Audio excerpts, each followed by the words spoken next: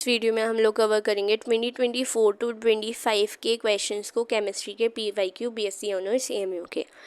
तो सबसे पहले हमसे ये रिएक्शन देके स्टैंडर्ड AMF की वैल्यू पूछ रहा है। तो Fe2+ से Fe की वैल्यू चाहिए। यहाँ पर उल्टी दे रखी है तो ये इसको हम -0.41 लिख सकते हैं।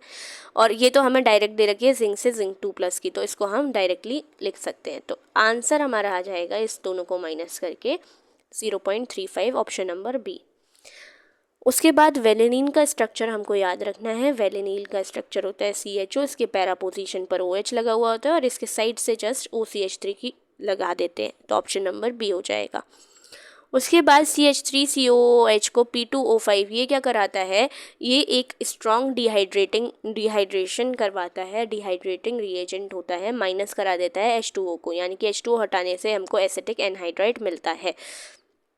इसमें से कितने सिग्मा बॉन्ड्स प्रेजेंट है, एक H जुड़ा हुआ है तो एक सिग्मा बॉन्ड। जब 3 बॉन्ड्स होते हैं तो 2 पाई कहलाता है, एक सिग्मा कहलाता है। तो एक सिग्मा यहाँ हो जाएगा, तो 1 2 3 4 5 6 7 8 9 10, तो टोटल 10 सिग्मा बॉन्ड्स हमारे आ रहे हैं।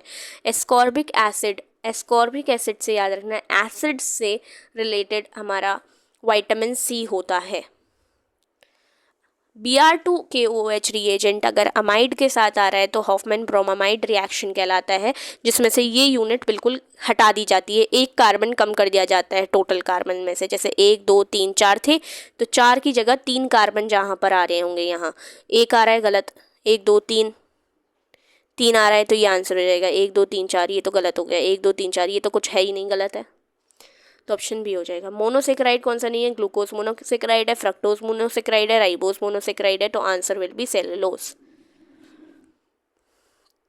अब इस रिएक्शन को कैसे करेंगे, जैसे CO2 से पहले हमको कराना है रिएक्ट, तो जैसे C6H5 फिनाइल को ऐसे लिख सकते हैं, बेंजीन को ऐसे लिख सकते हैं, इससे MgBr जुड़ा हुआ था तो COO MgBr जुड़ जाएगा, और जब H+ आयन आएगा, हाइड्रोनियम आयन आएगा तो सिर्फ H जुड़ जाएगा यहाँ पर, तो ऑप्शन बी हो जाएगा। 34 नेम द रिएक्शन। अगर हमें AgF से बनाना है और फ्लोराइड ऐड कराना होता है तो वो रिएक्शन स्वार्ट्स रिएक्शन कहलाता है। इसके बाद यहाँ पर डेंसिटी पूछ रहा है। जनरली जब हम नीचे जाते हैं, टॉप टू बॉटम जाते हैं, तो डेंसिटी इंक्रीज़ करती है, और अगर डेंसिटी इंक्रीज़ कर रही है तो लीना की रब से फरियाद में, लीना की रब से। लेकिन अब जब नीचे जा रहे हैं तो इस तरीके का साइन आना चाहिए, तो ऑप्शन नंबर ए लगा देंगे कुछ लोग, लेकिन इसका आंसर है ऑप्शन नंबर सी। क्यों? क्योंकि जो पोटेशियम होता है इसके पास 3D सबशेल और ऐड हो जाता है, जिसकी वजह से इसका साइज़ जो होता है वो इंक्रीज़ कर जाता है और सोडियम से ज़्यादा डेंसिटी हो जाती है इस पोटेशियम की, तो option C is the correct answer. Tranquilizer की तरह कौन एक्ट करता है, ट्रैंक्युलाइजर कौन सा ड्रग यूज़ किया जाता है एज अ ट्रैंक्युलाइजर, क्लोरडाइएज़ेपोक्साइड, ठीक है।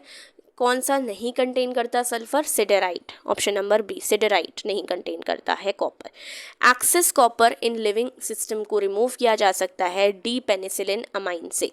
उसके बाद ओलियम का फॉर्मूला बहुत फेमस फॉर्मूला है, जिसको लिखते हैं H2SO7 से। ओलियम का फॉर्मूला बहुत फेमस फॉर्मूला है। वैन आर्कल टेक्निक की बात करें तो ये रिफाइन करने के लिए यूज़ किया जाता है जर्कोनियम को। इनमें से कौन सा है जो करेक्ट मेल्टिंग पॉइंट दिखा रहा है? अगर हम पीरियोडिक टेबल को देखें तो सबसे पहले MO आता है, फिर RH आता है और फिर TC आता है, करेक्ट। तो जब हम ऐसे आ रहे होते हैं, क्योंकि ऐसे जाते में एटॉमिक साइज डिक्रीज हो रहा होता है ना, तो मेल्टिंग पॉइंट इसकी अपोजिट डायरेक्शन में बढ़ेगा ना, तो मेल्टिंग पॉइंट ऐसे इंक्रीज होता है, तो ऑप्शन नंबर हो जाएगा डी। इनमें से किसकी value calculated value, mu calculated और म्यू जो हमने एक्सपेरिमेंटली परफॉर्म करके वैल्यू निकाली है वो बराबर आएगा। नॉन ट्रांजिशन एलिमेंट्स का आएगा, जैसे कि जिंक, कैडमियम, मरकरी, तो क्योंकि इनके डी इलेक्ट्रॉन्स में फुल्ली फिल्ड होते हैं, जिसकी वजह से म्यू 0 आ जाएगा, तो ऑप्शन नंबर ए आ जाएगा। This is again very important question है ना, फिजिक्स रिलेटेड क्वेश्चन है ये। जैसे कि root mean square value VRMS हमको दे रखा है, मीन प्री पाथ दे रखा है, लैम्डा की वैल्यू दे रखी है हमको, तो Z की वैल्यू पूछी जा रही है। एक फॉर्मूला होता है जिसको हम लिखते हैं Z लैम्डा बराबर V एवरेज, लेकिन हमको यहाँ तो VRMS दे रखा है, तो V एवरेज को VRMS को V एवरेज में कैसे कन्वर्ट करते हैं, VRMS में √8/3 ये वैल्यू कितनी होती है, ये वैल्यू हमारी होती है 0.9 समथिंग, 0.921 समथिंग होती है। इसको मल्टीप्लाई करेंगे एंड फिर इसके V एवरेज को डिवाइड कर देंगे लैम्डा यानी कि इससे, तो आंसर आपका आ जाएगा C कैलकुलेट करके। फिजिकल एड्सॉर्प्शन प्रोसेस में क्या चीज़ रॉन्ग है, इससे और इससे, ये तीनों ऑप्शन करेक्ट है। हाई प्रेशर होने से, हाई क्रिटिकल कांस्टेंट होने से, लार्ज सरफेस एरिया होने से फिजिकल एड्सॉर्प्शन होगा, लेकिन टेम्परेचर हाई होने से हमारा कोई फ़ायदा नहीं है।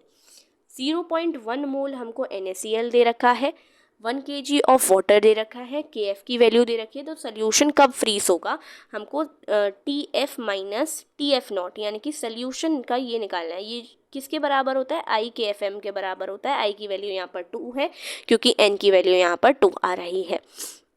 तो यहाँ से जो आंसर हमारा आएगा उसमें जो भी हमारा 0.18 आ जाएगा, यहाँ से ये मल्टीप्लाई करके इसको और इसको मल्टीप्लाई करके, और I की वैल्यू 2 है तो 2 का मल्टीप्लाई करके D ऑप्शन आ जाएगा। माइनस में क्यों आ रहा है, क्योंकि माइनस TF0 हमको निकालना था, और डेल्टा U की वैल्यू यहाँ पर पूछी जा रही है, V1 V2 दे रखा है, तो माइनस PdV करके आ जाएगा आंसर ऑप्शन नंबर B।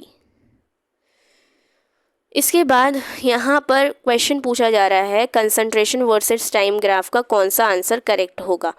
तो 47 में ये जो है ये फर्स्ट ऑर्डर रिएक्शन का दे रखा है, ये हमें सेकंड ऑर्डर रिएक्शन का दे रखा है, और ये दे रखा है ज़ीरो ऑर्डर रिएक्शन का करेक्ट आंसर।